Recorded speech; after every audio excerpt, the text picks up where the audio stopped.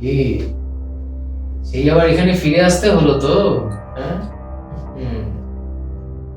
তখন যদি প্রস্তাবটা রাজি হয়ে যেতেন, স্যালারি তো পেতেন, আর তার সাথে আপনার প্রমোশনটাও ধাক ধাক ধাক ধাক করে উপরে তুলে দিতেন। স্যার টাকাটা আমার খুব আর্জেন্ট লাগবে আজকের হুম, মধ্যে। হুম, হুম, নিশ্চয়ই টাকা তো আপনি পাবেন, টাকা আপনি পাবেন। তা টাকাটা আমি আপনাকে অনলাইন করছি।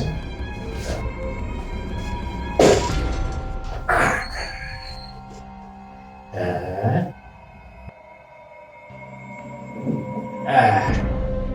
1 লাখ টাকা, 1 লাখ টাকা আমি আপনাকে অনলাইন করে দেব। এইবার যে আমার কাজটা আপনাকে করে দিতে হবে। হুম? আরে ঘাবড়াচ্ছেন কেন? এতে ঘাবড়ানোর কিছু নেই।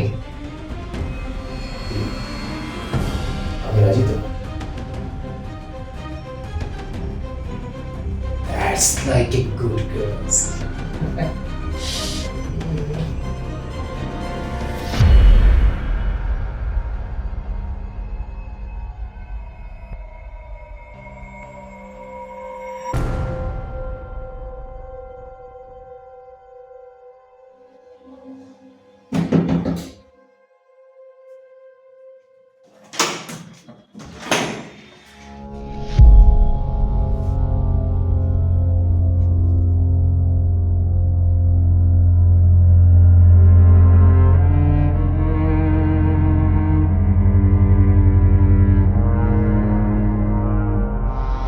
কি ব্যাপার বিস্মিতা, আপনি আপনি এত রাত্রে এখানে?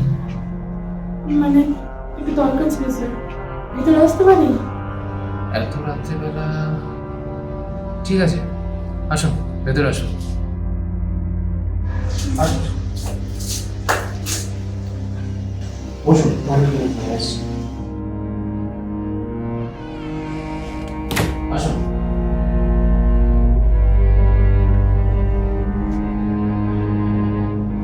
আরে দাঁড়িয়ে কেন? বসুন, বসুন, বসুন। বলুন, এত রাত্রেবেলা হঠাৎ আপনি কি মনে করে? আসলে স্যার আমি একটু বিপদে পড়ে আপনার কাছে এসেছি। বিপদ? তা কি বিপদ সেটা শুনুন। মানে আমার আমার হাজবেন্ড অনেক অসুস্থ, আমার বেশ কিছু টাকা লাগবে।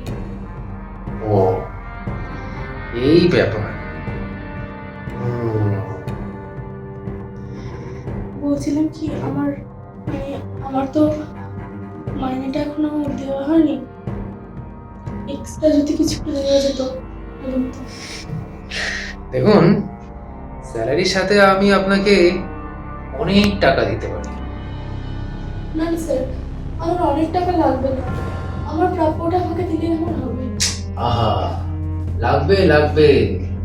আপনি যে বললেন যে আপনার স্বামী অসুস্থ, আর তাছাড়া বাজারে একটা চিকিৎসা করতে গেলে কি কত খরচ পড়বে জানেন তো? হ্যাঁ, দেখুন, আমি আপনাকে পুরো টাকাটাই দিতে পারি, যে টাকাটা আপনি চান। শুধুমাত্র আমার সাথে একটু দেখিনি, আপনি আমার ইশারা কি বুঝতে পারছেন না, নাকি বোঝার চেষ্টা করছেন না বলুন তো? স্যার কি বলতে চাইছেন আপনি? একটু পরিষ্কার করে বললে আমার বুঝতে সুবিধা হয়। দেখুন, আপনি কি বুঝতে পারছেন না আমি কি বলছি? হ্যাঁ, শুধুমাত্র একটা রাতের জন্য, শুধুমাত্র একটা রাতের জন্য আমার সাথে আমার একটু একটু যেতে পারবেন না?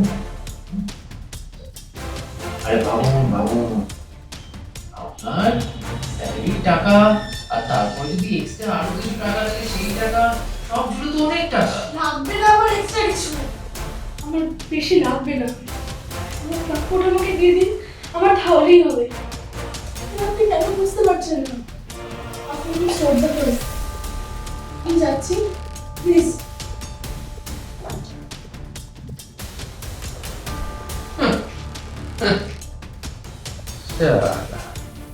আরে দেখবো দেখবো কি ওকে টাকা দেয় ওর স্বামীকে বাঁচানোর জন্য, আমিও দেখবো। যত সব ঢল আমি কোথাকার।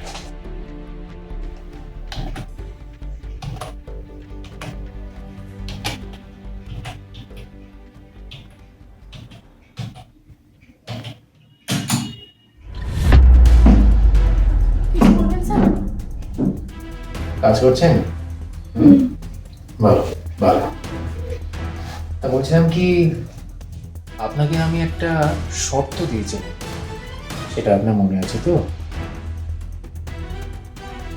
মানে আমি সেরকম কিছু ভেবে দেখিনি। এখনো পর্যন্ত ভাবেননি?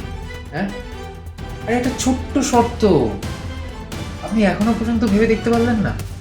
হ্যাঁ, আসলে আমার ভীষণ করতে ভালো লাগে না, পছন্দ করি না আমি। আপনি এগুলো পছন্দ করেন না, তাই তো? ঠিক আছে, তাহলে বরং আপনি কাজটাই করুন। যান।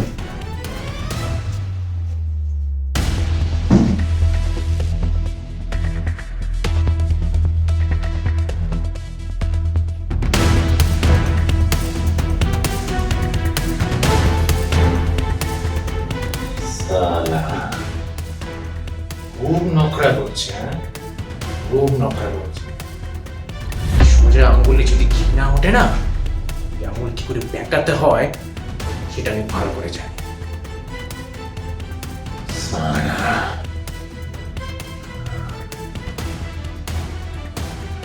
স্মিতা, স্যার কিছু বলবেন?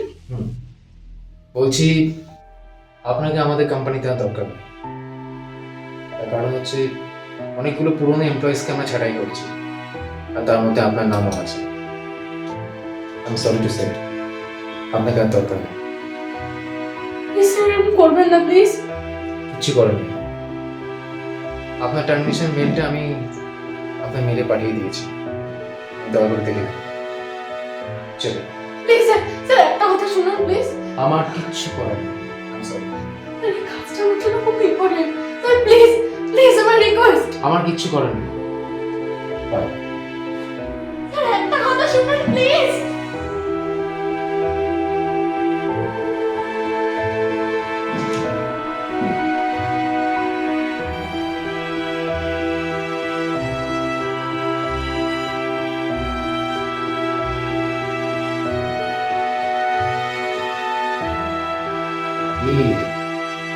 কি আবার এখানে ফিরে আসতে হলো তো?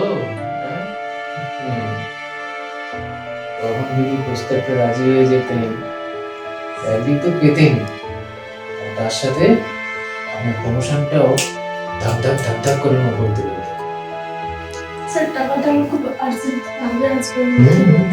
নিশ্চয়ই টাকা তো আপনি পাবেন, টাকা আপনি পাবেন। কারণ টাকাটা আমি আপনাকে অনলাইন করছি।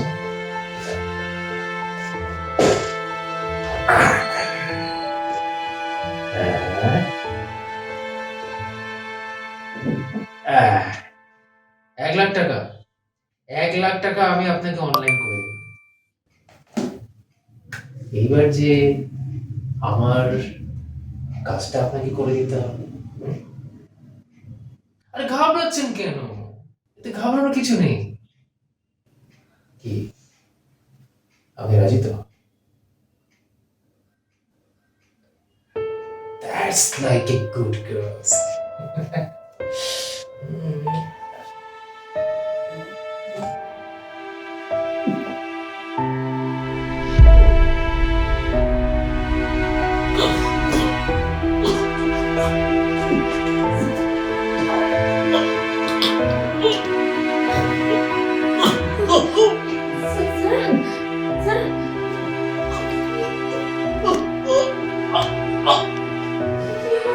স্মিতা, আমার বুকে কিছু ব্যথা করছে।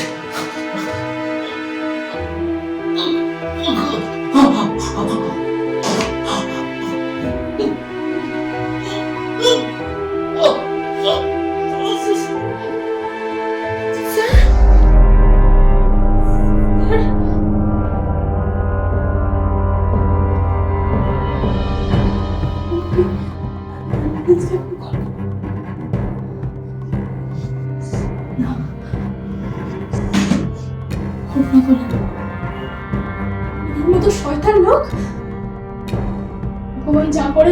মঙ্গলের জন্য করো জোর জোর